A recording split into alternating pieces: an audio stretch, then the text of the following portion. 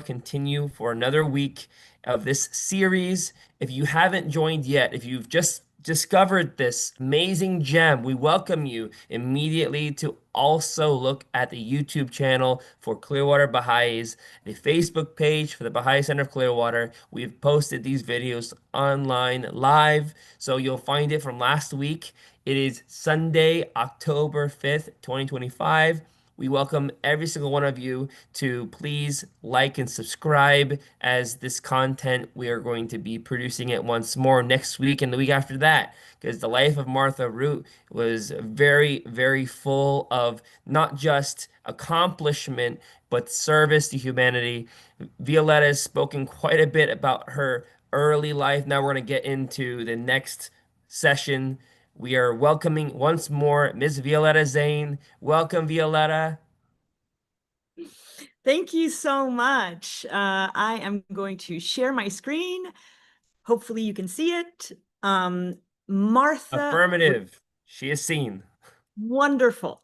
Martha Root. Today we begin where we left off last Sunday in Pittsburgh, 7 months after returning from her trip to Paris and starting a new job as a journalist at the Pittsburgh Gazette.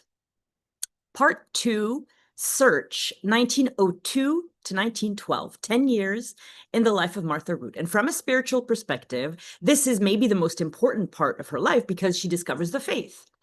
And so I'm going to spend 15 minutes immersing you in her work as a journalist full-time before she discovers the faith. So you see her as a career woman, as a consummate journalist.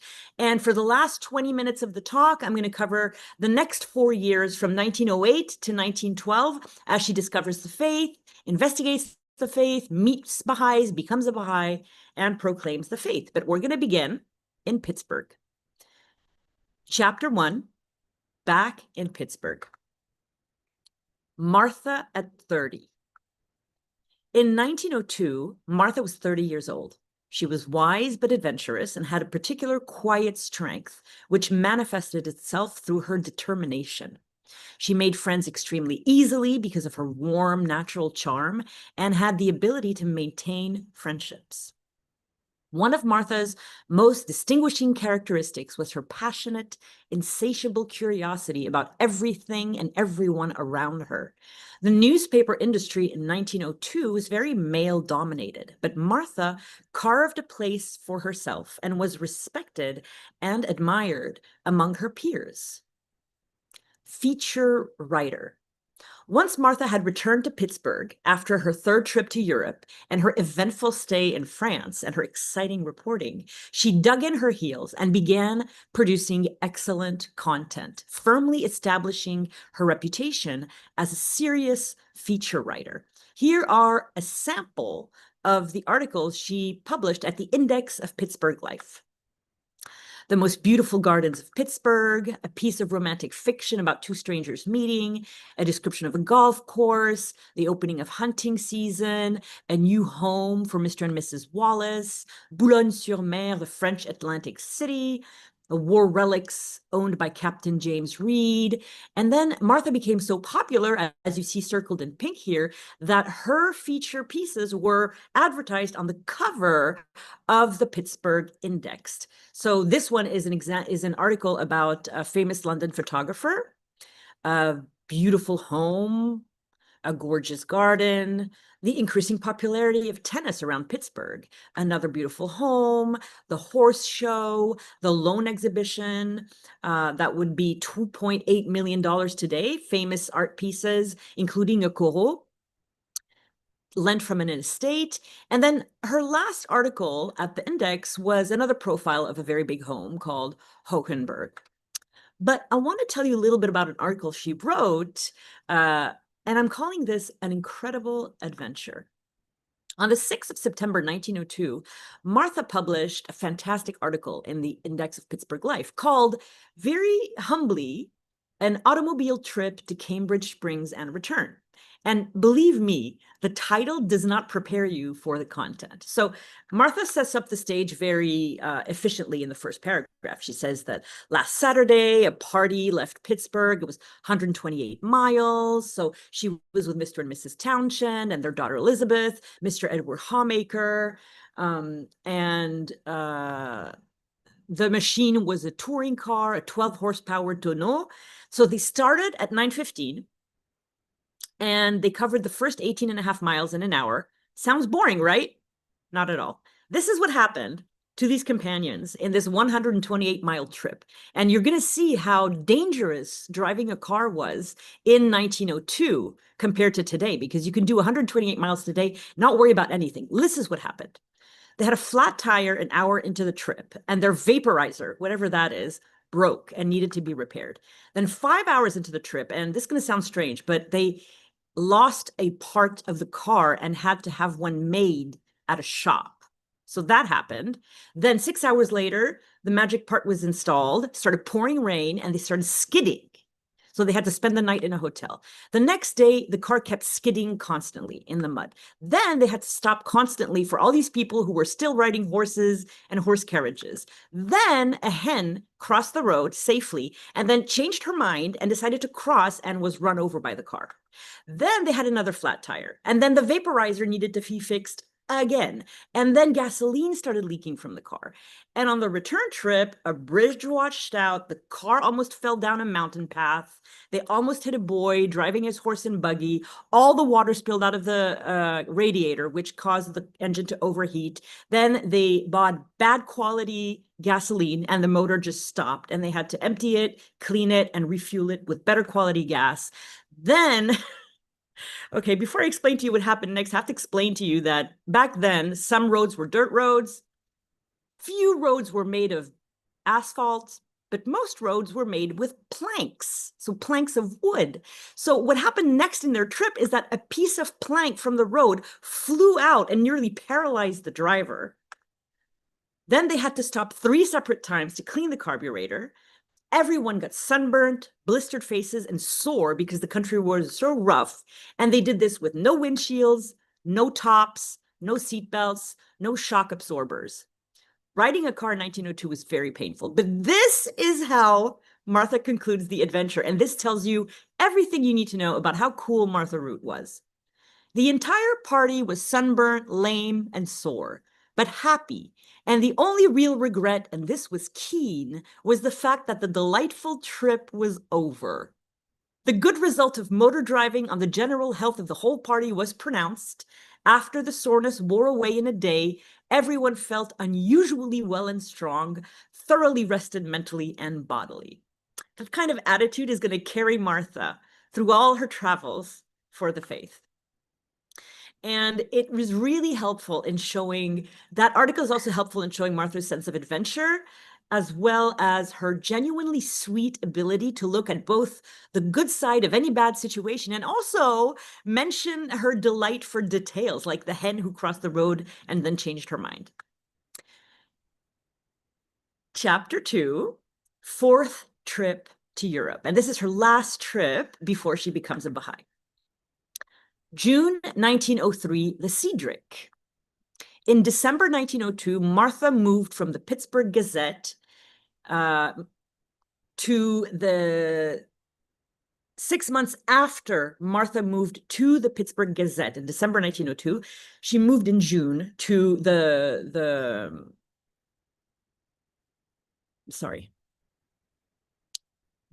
Martha traveled to Europe in December 1902. 6 months later, she was aboard the Cedric and convinced her editors that she was to travel to Europe. And this is the same ship that Abdul-Baha is going to take from Naples to New York City 9 years later.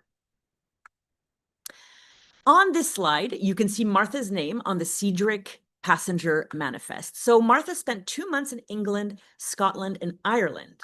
In England, Martha didn't just do reporting, she also took a trip to Cambridge and took a picture of a stone bridge near where her ancestors had lived that had written Cambridge, and that had engraved Cambridge in stone on the bridge. Couldn't find the bridge. This is a very famous bridge from Cambridge University. In Ireland, Martha became the first woman in history to cover the prestigious and highly competitive Gordon Bennett Cup on the 2nd of July, 1903 in Ireland. And it was a race through County Carlow, County Kildare, and Queen's County. And these are actual photos from the Gordon Bennett race in 1903. And this is the winner, Jen C's Goodbye. Martha also traveled to Scotland sometime in the summer of 1903. This is a picture of Dumfries where she went, and she went to visit Burns' house, the home of the famous Scottish poet Robert Burns. She was taken on a tour by Jane Emma Brown, Robert Burns' 73-year-old granddaughter. And she wrote a lovely article on motor omnibuses in Great Britain. These are buses, and it studied in detail the routes of the buses, their frequency, their size, their weight, their fuel, from London to Yorkshire to Scotland. Then on the 10th of October, 1903, she sails into New York on the 10th of October on the Philadelphia. And this again is her name on the passenger manifest. And something exciting is about to happen in Martha's journalistic life. Chapter 3, Special Correspondent. April to December 1903, the St. Louis World Fair. So this was a very big deal. By 1904, Martha's reputation as a newspaper woman was very well established, and she was becoming very well known. The biggest event in 1904 in America, without a doubt, was the St. Louis World's Fair, which celebrated the 1803 Louisiana purchase, the purchase of the state of Louisiana. So it was held from the 30th of April to the 1st of December.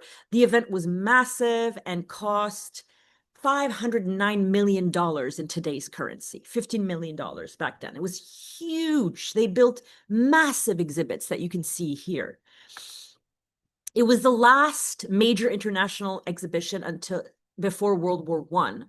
And it drew 20 million visitors. The fair showcased technological and scientific advancements, introduced new foods, featured exhibits from 62 countries and 43 US states, and Martha would cover the whole thing. But before her residency in St. Louis, she makes a pit stop in Cambridge Springs. In April 1904, Cambridge Springs had been preparing for months for a very special event, an international chess tournament, which was the first major international chess tournament in America in the 20th century. Very big deal. And they managed to convince the 8 best European players and the 8 best American players to come.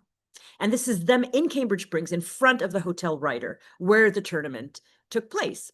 And in preparation for this important event, a Society for Civic Improvement was formed, and their first order of business was to invite Martha Root, the celebrated Cambridge Springs journalist in Pittsburgh, to give a talk about town improvement a month before the chess tournament. Now, from what I understand from the newspaper articles that I was able to find, is that the talk was about how to beautify the town, what habits to take when your town is going to come under international scrutiny. And then after that, they made a lot of decisions about picking up the garbage, not letting garbage in the streets and things like that. So that was sort of the topic of the talk. So before going to the St. Louis Fair, Martha, and this is the train station in Cambridge Springs, Martha stops by Cambridge Springs to give her lecture. And an article appeared on the day of her talk in the Cambridge Springs Enterprise on the 18th of March, 1904. Miss Root is one of our home girls, now located in Pittsburgh on the editorial staff of the Gazette. She has been an extensive traveler, and being a keen observer, is in a position to give our people much food for thought on this vital question to the town. Besides this, Miss Root is already visited the grounds in the St. Louis Exposition, and in her lecture will sandwich in some notes on the big fair. So regular bulletins appeared in the newspaper concerning Martha's upcoming lecture. She arrived a few days early to prepare. Martha was always extremely prepared. And then originally scheduled in the Baptist church auditorium, there were so many people, Martha's lecture had to be moved to the Methodist Episcopal Church. And the main auditorium and the Sunday school rooms were crowded. 500 people came. It was a huge success. Then Martha left for St. Louis in April 1904 and her 6-month residency at the St. Louis Fair. But the chess tournament went very well. And the trophy was presented by President Theodore Roosevelt. And for chess nerds out there, the tournament made its mark on chess history because a variation of the Queen's Gambit declined, a move that was first used in 1892, was renamed during the tournament the Cambridge Springs Defense. And this move has its own Wikipedia page and is still being used today in chess. The Gazette's envoy. All the photos in this section are from the 1904 World's Fair. Martha spent 6 months, and these are some of the articles she wrote, not all of them, just some. And she also wrote syndicated stories for other magazines, other papers, and I found about 30 articles, but I think it was probably at least twice that.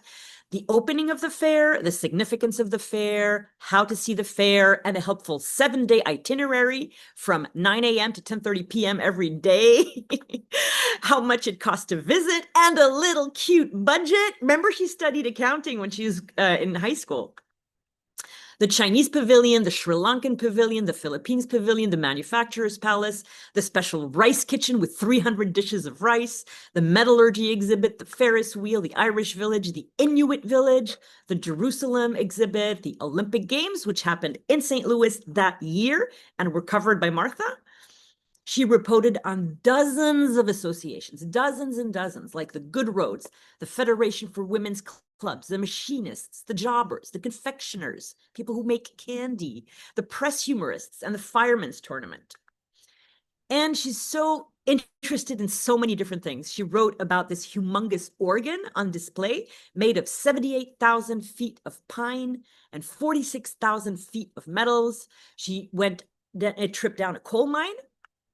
And the largest exhibit at the fair was Agricultural Hill, which was 29 acres, complete with a dairy section, a corn section, a cold crisp salmon sandwiches, light fluffy biscuits, homemade gingerbread, and delicious donuts. Wouldn't mind some of those. New developments. Martha was always on top of anything that was modern and new and just groundbreaking. Like, she jumped in when the automobiles became a thing. So when she was at the fair, she reported on new technologies like radium, the radioactive material discovered in 1898 by Marie and Pierre Curie, which was a huge topic at the fair. And there was a twice-a-day radium experiments on display, which were always attended in full. These are 3 articles that Martha wrote on radium. I would not be surprised if there were more. Martha reported on new developments in telegraphy, cables and telegrams. She wrote an article called The Wireless Fair. She talked about aircraft and advancements in aircraft in an article called Among the Airships at the Fair.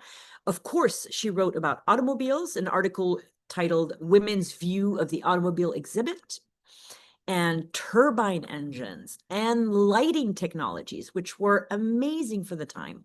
And of course, again, her love of gardens. She covered florists and musicians at the fair, the gardens of the World's Fair. She wrote about the Palace of Horticulture, about the Japanese garden, which included 5 varieties of chrysanthemums, and the French gardens reproduced in a version of the Versailles Grand Trianon Palace, and the formal Italian gardens. And probably her most creative article was about the babies at the fair, the children and the babies who spoke many languages, who were, like the babies from the Inuit village and from the Sri Lankan village and from the Chinese and Japanese villages. And she called them the most interesting exhibit at the World's Fair. Loved children. She had a magical touch with children, which we'll see in detail when she starts traveling for the Baha'i Faith. Chapter 4, Turning Point. 1905, 1908, Martha's life reaches a turning point. The next 3 are photographs, the same photograph of Pittsburgh. From 1905 to 1908, Martha continued to live and write and edit in Pittsburgh. She worked for paper, she worked for magazines, she changed from here to there, but her 4-inch articles were always very well decorated with Edwardian flourish. And by mid-1905, she settled at the Pittsburgh Post, where she became the society and religion editor. Since she had begun writing for papers in 1902, the last 6 years of Martha's life had been the life of a journalist, reporting on society, religion, automobiles, and events. But by 1908, her life was approaching a turning point. Nothing would ever be the same for Martha, but she didn't immediately realize what was happening. Chapter 5, Discovery. 1908, the convention. This is just a convention I found in 1908. I don't know if this is the one that she attended, but in 1908, Martha was the society and religion editor for the Pittsburgh Post. There was an interdenominational missionary convention in Pittsburgh, and Martha attended for the paper to write an article with a friend from her Union City High School principal days, Lucy Burt Steeves, and two of her cousins from Cambridge Springs. After the convention, they walked a few blocks to a child's restaurant at 351 Fifth Avenue. This is a child's restaurant in Philadelphia, not in Pittsburgh. Couldn't find one of Pittsburgh. This was one of the first real food chains in the US. It was hugely popular at the time and just massive, like lots and lots of tables and chairs, lots of noise. So Martha and her friends sat at a large table, and Childs was completely packed. There were practically no empty seats. The coffee magnet. In comes our main actor. Roy Wilhelm was a successful owner of his own coffee company in New York. In 1898, Roy, which you see here in his very elegant bow tie and hat, and his mother Lori. His mother Lori in 1898 became one of the first Baha'is in America, one of the early Baha'is in America. And Roy had no interest of in the faith, but his mother decided to go to Akka, which you see here in the background of the slide, to visit Abdul Baha. And he accompanied his mother. So this is a picture I think was taken by Thornton Chase in 1907. But anyway, a year after this picture was taken, in 1908, you see Abdul Baha here next to his tent where he would help the people of Akka. Roy came in contact with Abdul Baha in Akka and was completely transformed. And a year later, in 1908, when he meets Martha Root, he is already an enkindled Baha'i. The seat in the restaurant. This is another photo of another Child's. Roy arrives in Pittsburgh from New York on business for his coffee business. And he arrives at the hotel too late to eat dinner in the hotel. So the hotel staff directs him to a Child's restaurant, which is open late. Here you see a menu from Child's and another Child's. This one is in New York City, I think. So the head waitress at Child's escorts Roy to a table at the very back of the restaurant, and he sits down next to Martha Root and Lucy Burt Steeves and her two cousins. The overheard conversation. Roy overhears one of Martha's friends say, "Such a pity that all of the heathen of the world are lost souls." And then Roy hears someone else, but he doesn't know exactly who, say that she believed that God was interested in all human beings, even those who'd never heard of Jesus Christ. So the women get up to leave, and Roy just can't help himself and asks them if he could just say a few words about the conversation that he had just overheard. So Roy explains to Martha and her friends that he and his mother just traveled to the Middle East, and they had seen Muslims who said their prayers and led kind and helpful lives. And he said he believed in one God and in a brotherhood of mankind.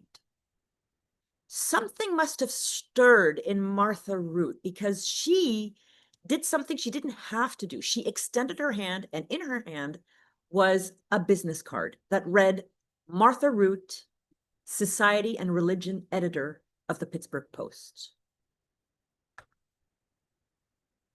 The lost books. As she'll appreciate, this is a pharmacy in the 20s in America, because it comes up in the story.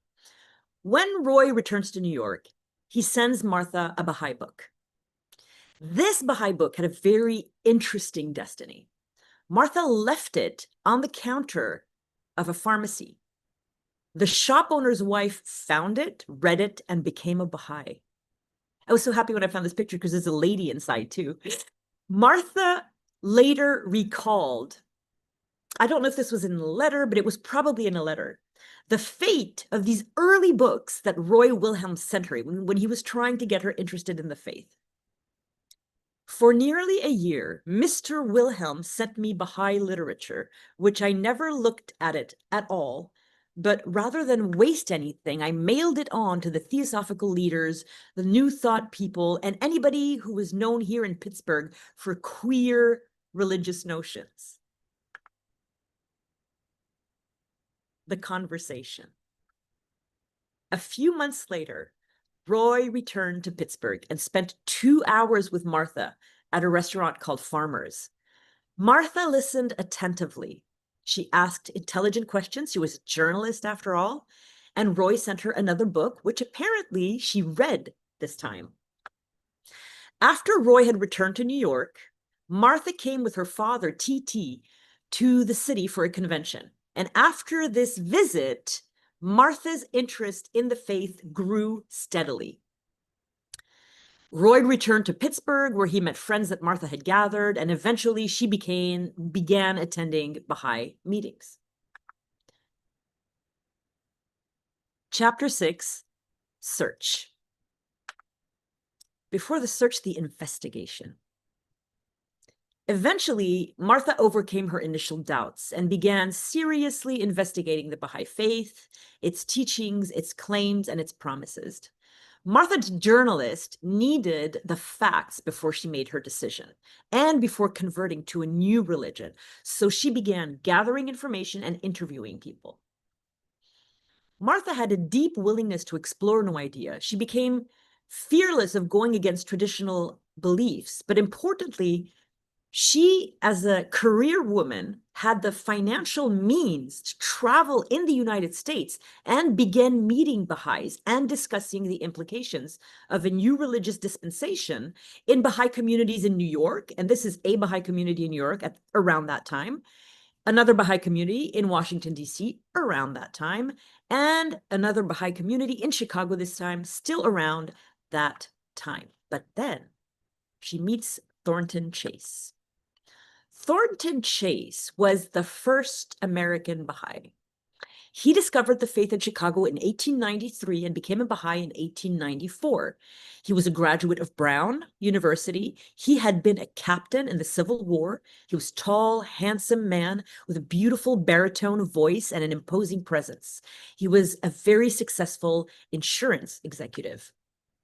He, on the left here, and on the right, Thomas Agnew, another early American Baha'i, had the habit of meeting every day at Kimball's restaurant between 11:30 a.m. and 12:30 p.m. to talk about the faith. Now, a group of lawyers had that same table in that same restaurant reserved every day for the next hour from 12:30 p.m. to 1:30 p.m. So this group of lawyers had a great sense of humor, and they called the Baha'is in the first shift, Thornton Chase and Arthur Agnew, the saints, and they called themselves the sinners. On the 23rd of January, 1909, when Martha Root came to Chicago, Gertrude Bukema, who you see on the left here, brought her to the table of the saints at Kimball's restaurant to meet Thornton Chase. And Martha Root and Thornton Chase talked for hours, moving tables after the sinners arrive at 12:30 p.m. And Martha's conversation with Thornton Chase was a turning point in her path of search and in her path to accept the Baha'i faith.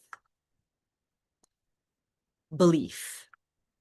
Using all the professional skills and talents she had honed over her 7-year career as a journalist, Martha had taken this Baha'i faith and had looked at it from every angle. She'd interviewed as many people as she could. She's met as many Baha'is as she could. She traveled to communities. She'd studied the books, studied the messages, found truth, and become convinced.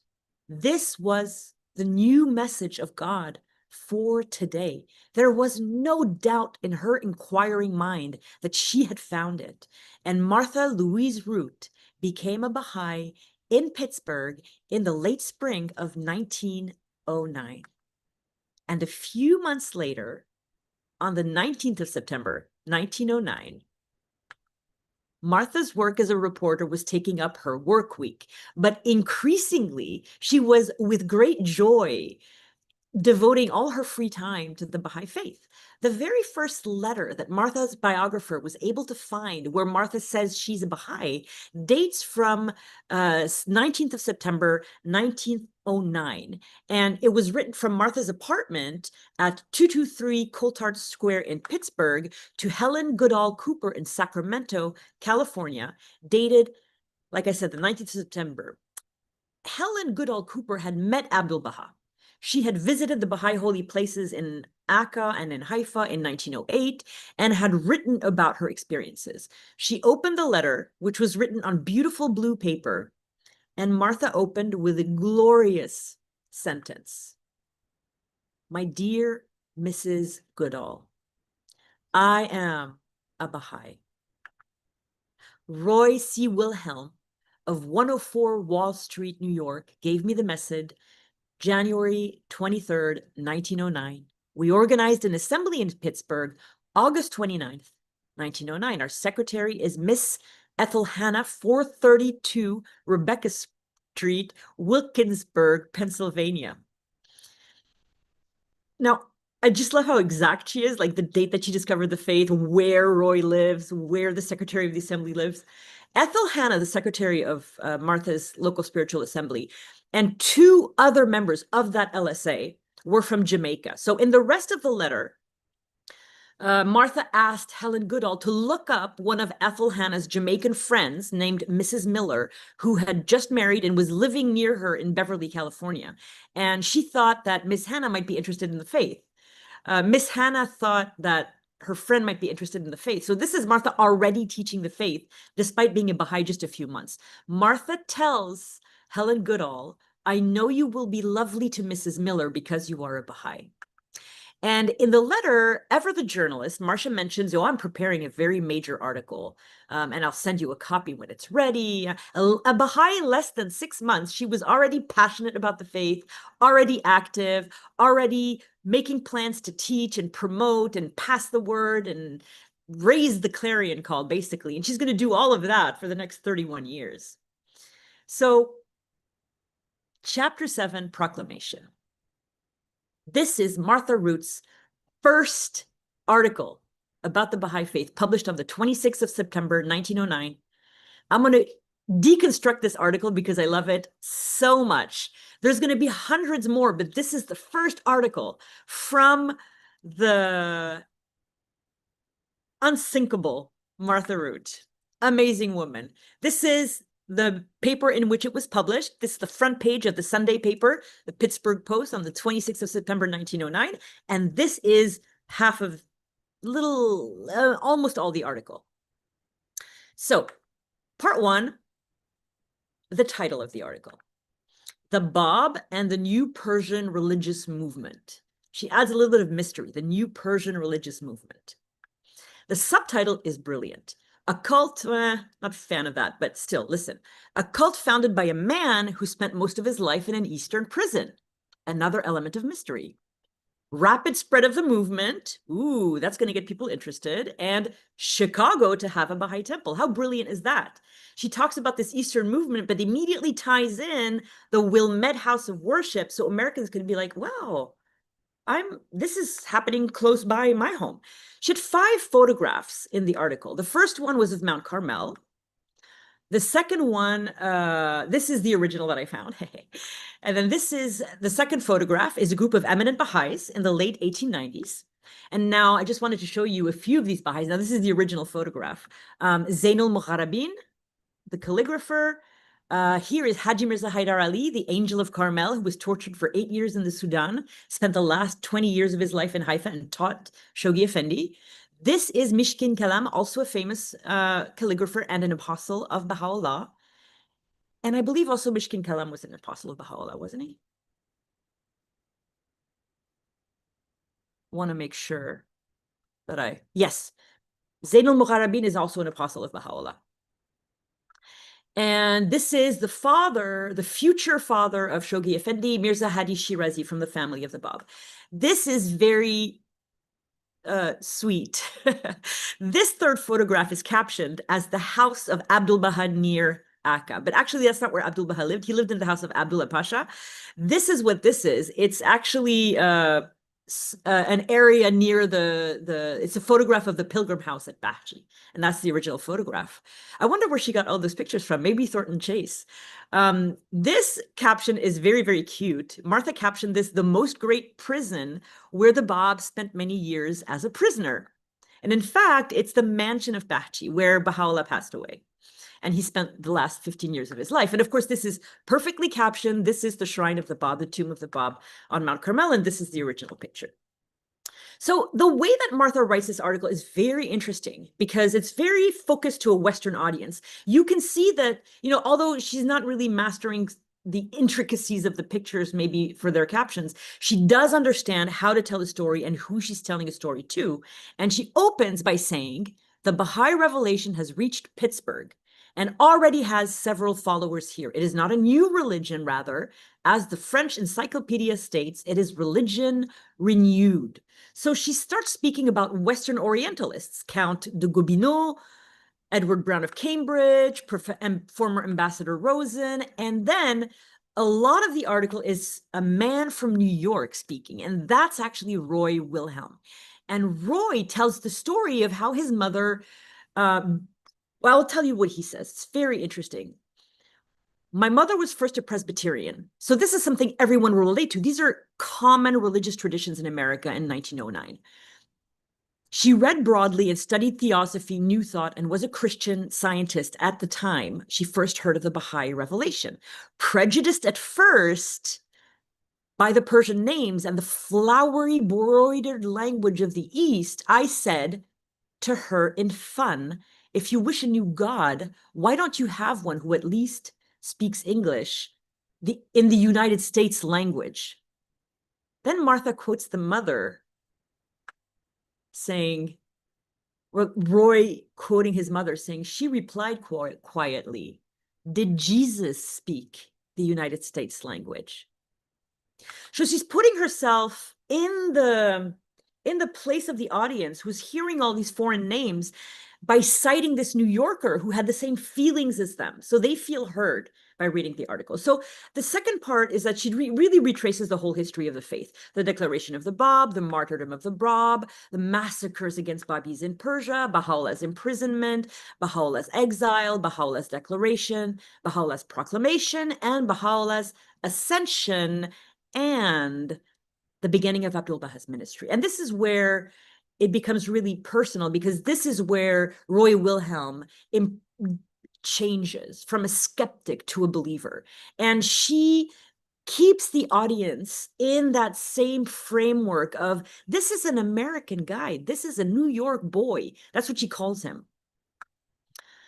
And then in the last part of the article, she beautifully expresses the Baha'i teachings. And some of them are a little bit interesting because it was the beginnings of the faith in the West. So they didn't have the same sort of main teachings that we have now in 2025, but these were the ones that Martha Root was putting forward for the Pittsburgh people.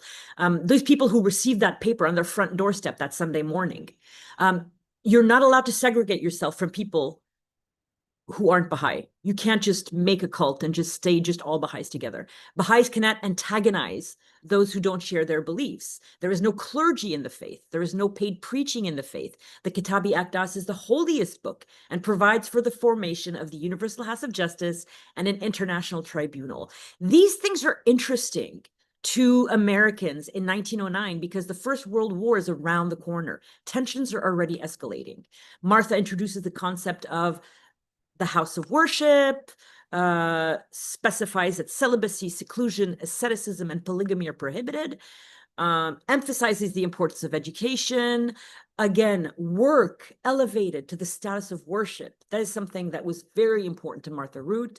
The need for a universal language. And she closes just the way she subtitled at the top of the article when she said, Chicago to have its own temple. She ends with the temple in Wilmette and specifies that Persians have contributed to it all the way from Persia for the building of this temple.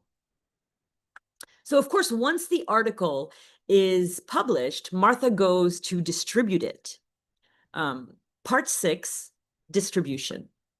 So immediately after, she had hundreds of copies of this article, and she sent them to friends, to people who might be interested in the faith. She sent them to Baha'i communities. That way they would have free publicity to give out to people. And she would do this for the rest of her life. These habits began early in her life as a Baha'i. And Abdul Baha, of course, received his own copy in Akka. From the moment Martha Root wrote this first article in the faith, she just kept writing, never stopped. Chapter 8, Confirmation. Martha's love of the faith. The thing about the Baha'i Faith that struck Martha as a journalist was the simplicity and the grandeur of its teachings. And because she was a reporter, she loved that the Baha'i and Babi histories were so recent that there were traces of them in reported papers. This is the first article in the West in which Baha'u'llah's name is mentioned. It was published in London. It's called The Babs of Persia. Martha really liked the steps that Baha'u'llah outlined for the golden age of humanity, because it wasn't just this vision of a world united in peace and harmony. It wasn't utopian. The way that Baha'u'llah spoke about it and the way that Abdul Baha explained it, it was feasible with enough goodwill. And she was a realist. She was not a utopian. Abdul Baha began to become a bigger and bigger source of inspiration for Martha once she had met the Baha'is in the United States. He became her spiritual mentor from afar, both articulate and spiritual and inspirational and logical, and with his head on his shoulders. Meeting Abdul Baha in person, which we will look at in detail next week, would be the single most impactful moment in Martha's early Baha'i life. Martha's early Baha'i activities. Martha was a fundamentally wise and diplomatic person, and she was sensitive to opposition to the faith from the very beginning. So one day, Roy Wilhelm had been scheduled to give a talk in a Pittsburgh hotel, and Martha was accosted by a missionary who had just recently returned from Persia. She instinctively knew this man was up to no good, so she took a man to the side room, recognized his antagonism immediately, realized he had only come to disrupt the meeting, and she firmly asked him to leave. And Roy's talk proceeded without any further disturbances. But just a little note here is that Martha was a genius, an absolute genius at squashing conflict and opposition and anybody mad at her during any of her talks. And the secret was she radiated an abundance of love, and people would just be suffocated by that love and not be able to hate her. She was incredible. I have several examples of that in my talk in the next few weeks. The United States National Convention took place in 1909, the year that Martha declared as a Baha'i. Martha was attracted to activity. This is a very important part of her character. She's attracted to any whirlwind of activity. And so she helped with the preparations. And from 1911, she would either be a delegate or an alternate delegate at convention representing Pittsburgh. By this point, and this is not Martha's family. I love to illustrate, even if I don't have images. These are people, Baha'is, the Baha'is at a convention, 1909 convention, 1910. So even if Martha's family was aware of her conversion to this new faith, they weren't particularly interested. But at the same time, her father, who attended the convention in 1910, was not opposed. But no other family member was interested in Martha's new religion. Next week is part 3, and it's very exciting. It covers the years 1912 to 1915, and several things happened. Martha meets Abdul Baha in America, and she finally starts her first around-the-world trip to visit all the Baha'i communities that she can in the world. She's going to go through Europe and report to Egypt, India, Myanmar, Japan and Hawaii for the first time, all these places that she will return to 3 or 4 times. So see you next week. That's it for me today. And see you next Sunday for Martha Meets Abdul Baha. Bye.